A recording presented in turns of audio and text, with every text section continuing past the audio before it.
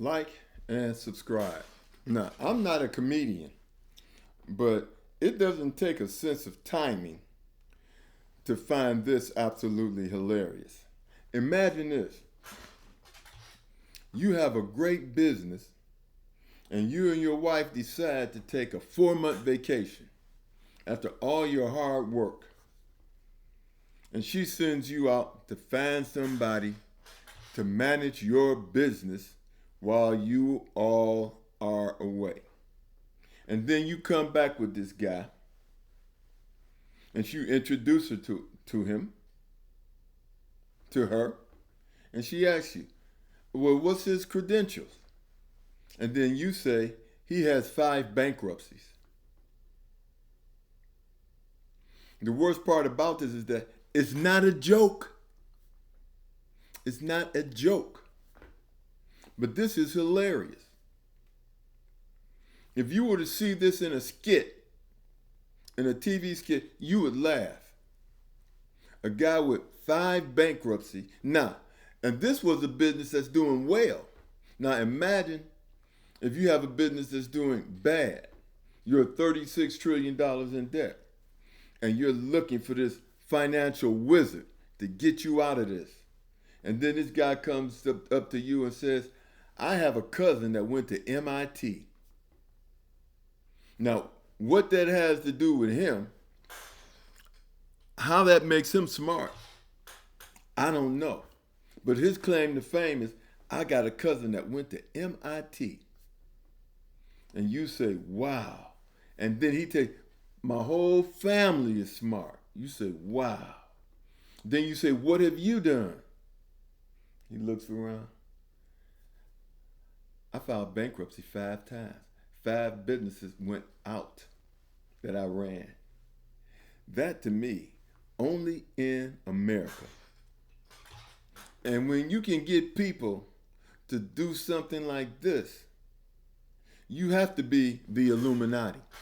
You got to be some type of Illuminati, with some kind of magical powers to get a person to vote for a person that does not have, never mind if they have your best interest at heart.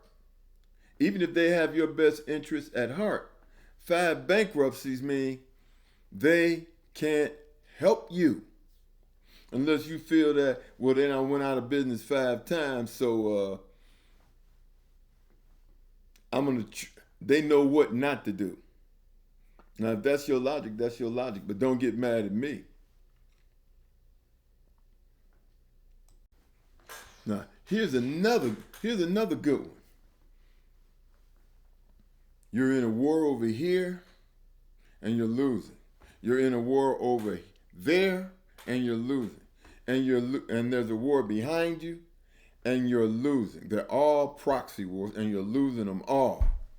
So you decide, well, we obviously need a good commander-in-chief, somebody knowledgeable, somebody that can get us out of this mess.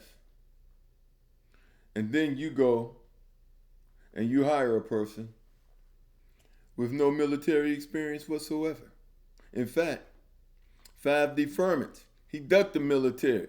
Never been in the military in his life. I think the time that he was in ROTC or something like that, he won a bowling trophy about like this. You can't make this up, only in America. Or say you decided, okay, I'm going to the military and fight for my country. I need a guy to watch over my wife and my baby girl as I go off to fight. And then you come back with a guy that has been convicted of rape. And this is who you trust with your wife. Only in America. Only in America. You know what? This is what I was thinking. It should cost money to vote. It should cost everybody $20 to vote. Then you would pay attention to who you're voting for. But since voting is free, you just go up there and do anything and don't even think about it. But they should charge $20 to vote. And if you're poor, you should have to pay $3 or $4. But it should cost you to vote. Because that way, you're going to think twice before you spend your money. Because with all due respect, voting for a guy who altered the Bible and then says he is not a Christian, when the Bible is the base of Christianity, and this guy said he is not a Christian, and then you're going to buy a Bible from him? That's like buying a Bible from a guy standing on the street corner. And right next to his Bibles, he has these funny golden tennis shoes. And then he's got these fake watches.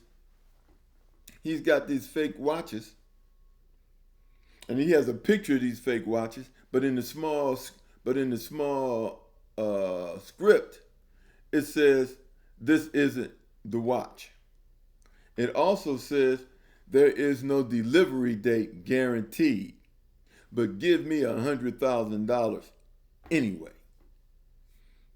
Only in America could this happen. And when you can get people to vote against their best interests, to vote against what is in their best interest, then you must know some type of magic. And I give the Illuminati credit for that. But my thing is this: watch what you ask for, watch what you want, because you just might get it. You just might get it, and it might not be what you expect it to be. See, you can ignore the reality of the situation now, but you won't ignore the situation after you've made the mistake. Because to me, voting for Trump is like doing some crack cocaine, drinking a bunch of liquor, taking all kind of crazy pills and smoking a joint, and then getting in the car and hitting the gas. You were not thinking about what you were doing. Because you can't tell, even because you don't, what did he do for you the last time he was president? What did he do? Answer what he did for you the last time he was president. Obama gave you Obamacare. But since everybody liked it, they changed it to the Affordable Care Act. And then Trump tried to get rid of it and told you he was going to replace it with something better. Did he do that? No. He said he was going to show you his taxes. Did he do that? No. He spent millions of dollars trying not to show you his taxes. So don't tell me what he did for you. Because the only thing we know for sure is that he cut taxes for the Illuminati. That's it. Like, subscribe. If you disagree, you disagree. But facts are facts.